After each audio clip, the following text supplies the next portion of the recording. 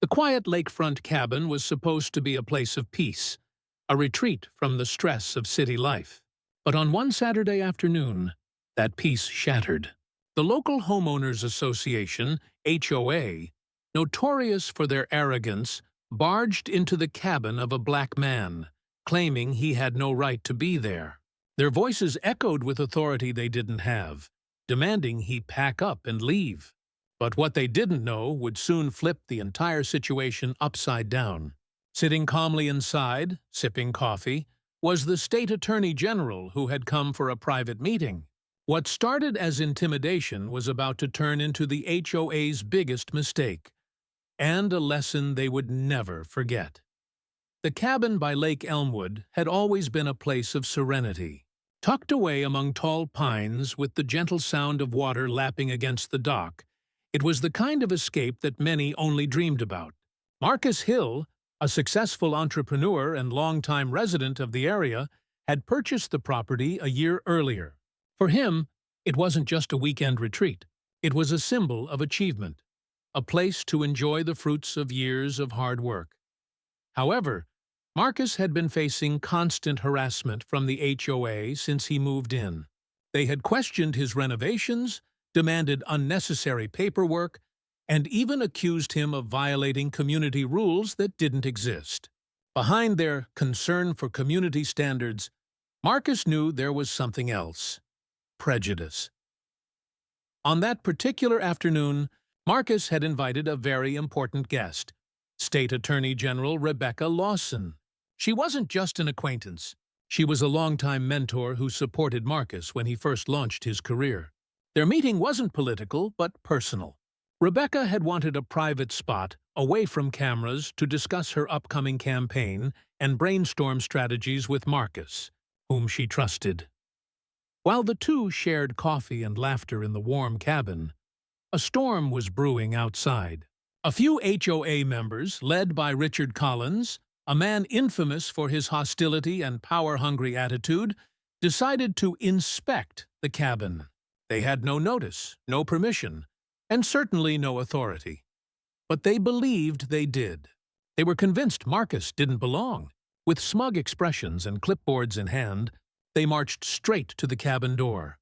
What they didn't realize was that their intrusion was about to backfire spectacularly. Richard banged on the door, startling Marcus and Rebecca mid-conversation. Without waiting for a response, he shoved the door open and walked in, followed by two HOA board members. "This property is restricted," Richard announced loudly, scanning the room as though he were a sheriff in a Western film. "You don't belong here, Marcus. We've had complaints." Marcus rose from his seat, calm but firm. "This is my property, Richard. I have every right to be here." But Richard smirked, ignoring him. "We'll see about that. HOA rules are very clear.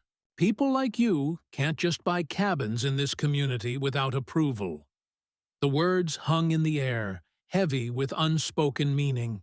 Rebecca set down her cup and slowly stood. Her presence immediately drew their attention.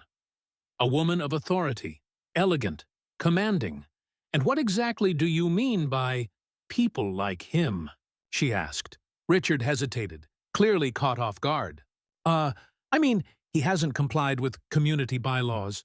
"Yes, that's what I meant." One of the board members shifted uncomfortably. The tension in the room thickened. Marcus folded his arms, silent, letting Rebecca take the lead. Rebecca stepped forward. "You barged into a private residence without permission. That's trespassing. And now you're making baseless accusations. Do you even know whose home this is?" Richard puffed up his chest. "It doesn't matter. As the HOA, we can remove anyone violating rules." Rebecca let out a short laugh, sharp and cold. "Actually, it does matter. Because this is his legally purchased property, and I happen to be the state attorney general of this state. You've not only trespassed, you've harassed a homeowner without justification." The color drained from Richard's face. The other board members exchanged nervous glances. Suddenly, their confidence faltered. You're the Attorney General?" one whispered. Rebecca pulled out her identification, holding it up with authority. "That's right.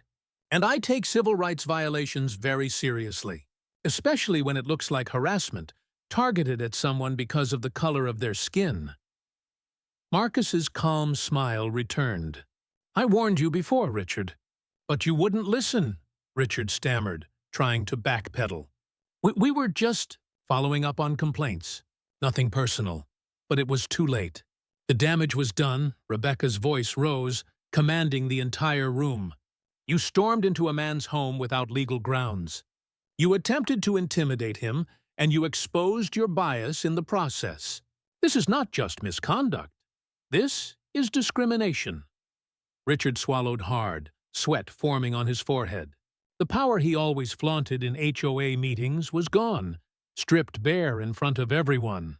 The board members, who had once followed his lead, began stepping back, distancing themselves from him. I should call the sheriff right now and have you all escorted out in handcuffs, Rebecca continued. Her words echoed like thunder. Do you realize the lawsuits this association could face? Do you understand what kind of headlines this will make? Marcus finally spoke, his voice steady but sharp. You've been harassing me since I moved here. Every time I fix something, you find another excuse. I was patient. I gave you chances. But you crossed the line today. Richard's bravado crumbled. He looked at Marcus, then at Rebecca, searching desperately for an escape. Please, let's not escalate this. We can resolve it quietly. Rebecca's eyes narrowed. The days of sweeping this kind of behavior under the rug are over. The room was silent. The HOA had built its reputation on intimidation and unchecked authority, but in that moment, it collapsed. Within a week, the story made local headlines. HOA leaders confront Attorney General during racially charged incident. The community was outraged. Residents who had silently endured the HOA's bullying finally spoke out. Complaints poured in, not only about Richard, but about years of harassment disguised as rules enforcement. Richard was forced to resign. The HOA underwent a full legal review, with Rebecca personally ensuring reforms were implemented to prevent abuse of power. Mandatory training on discrimination and homeowners' rights was introduced. As for Marcus, he became a symbol of resilience in the neighborhood. His cabin by the lake was no longer just a retreat. It was a reminder of standing up against injustice. Neighbors who once avoided HOA conflict now felt empowered, knowing they had a voice. Rebecca's involvement elevated the matter beyond a personal dispute. It became a statement.